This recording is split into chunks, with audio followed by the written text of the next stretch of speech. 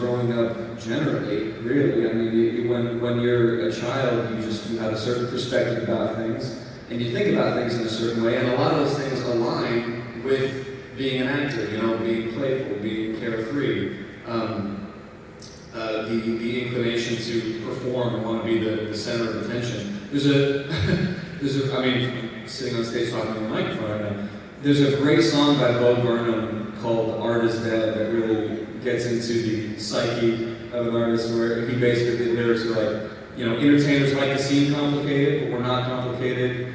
I can explain it really easily. Have you ever been to a birthday party with children, and one of the children won't stop screaming? He's just a little attention attractor. When he grows up to be a comic or actor, he'll be rewarded for never maturing, for never understanding or learning that every day can't be about him. There's other people, you selfish a-hole. So that's kind of, thank you. So that's, just that thing of wanting to perform, that's always there. And then the difficult part is really just the difficulties of becoming an adult and becoming more conscious of the financial aspects of life, and suddenly now I'm like a homeowner, and I had to, I had a pipe burst while I was here, so I've been trying to deal with that. You know what I mean? So it's just growing up in general. I don't know that there's anything special about being an actor and going through that process.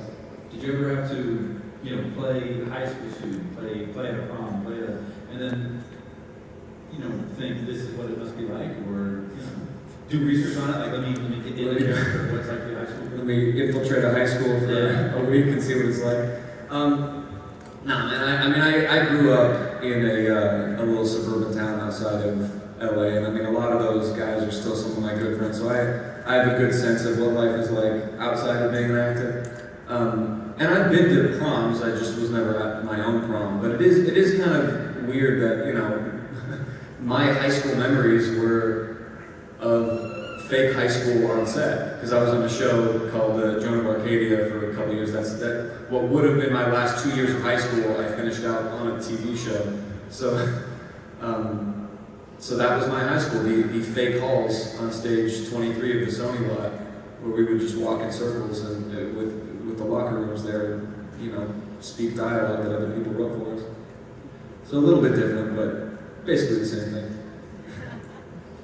And then with Twilight, you really hit the big fandom event horizon, I guess. Mm-hmm.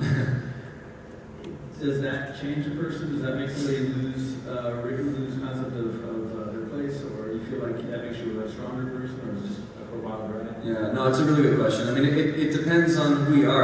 For me, because I started so young, I had a little bit more perspective coming into it. I kind of understood the deal a little more than some of those kids. So for a lot of those guys, like particularly in that second film, they were coming in and, that was their first movie they've ever done. So they thought all of a sudden, oh, this is what it's like to be an actor, to be in the Twilight films.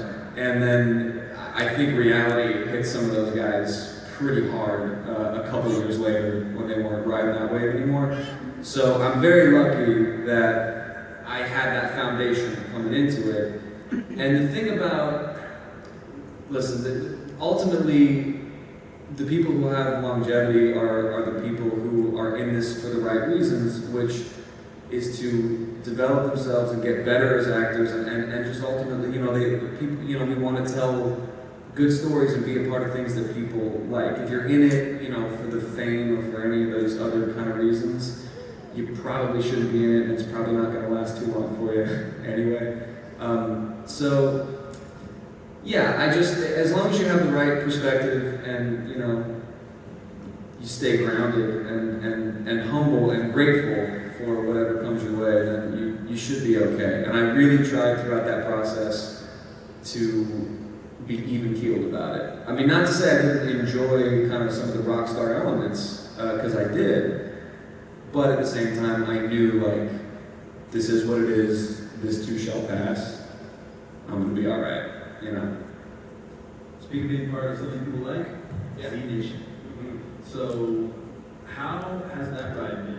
It's different from Twilight, definitely, but it's got its following, it's got its crazy supernatural aspects. Mhm. So tell me about that. Well, Z Nation, basically how I got involved, I'd done a movie with these guys, The Asylum is the studio, a few years ago, and they called me one day and basically said, listen Mike, we're doing this zombie show, we tried to cast it locally out of Seattle, and we couldn't find anybody we liked, so we would have to hire you as a local, and here are the terms, this is all we can do, but if you want to be a part of this thing, come on board. So I said, yeah, it sounds great, I love zombie stuff. So strangely enough, the first episode of Walking Dead, because I came into Walking Dead pretty late in the game, and I remember that very first episode, as Rick was walking around as he woke up from the hospital in this new world that he was in, I remember thinking to myself, man, like this moment, this journey that this actor is going through right now, this is like the exact kind of thing that I want to do as an actor. This is fascinating to me. And then ironically enough, 1 year later, zombie show hits. But anyway, so yeah, sometimes man, you put out there in the universe what you want, you get lucky, you get it back. But yeah, so I read the script and I thought, okay, this is great. This is fun. It's action packed. It's fast paced. It's funny. It's like it feels very much like a comic book in a very traditional sense, and it felt like it was going to fill a void in the zombie genre that had been missing for a really long time, which was just fun, you know, without kind of the element of parody, if that makes sense. So I called them back and I said, look guys, great, I have 3 questions. Are the zombies going to look good? You know, are the special effects going to be good? And does my character kind of get to go anywhere or do anything? And they said, yes, yes, and yes. And I said, I'm in. And then that's what got me on board. So I drove up and basically lived in Spokane, Washington for the next, I think for that first season was 4 months or so, something like that. But yeah, it was a great journey, man. Just the best group of people. So much fun. They really like let all of us kind of build our own characters from the ground up. I mean, it was laid out in that first script. Okay, here are the basic guidelines of who you are, but they really like let us bring to the table, you know, what we wanted to do with that, and we kind of all started to create that show together. It's a really awesome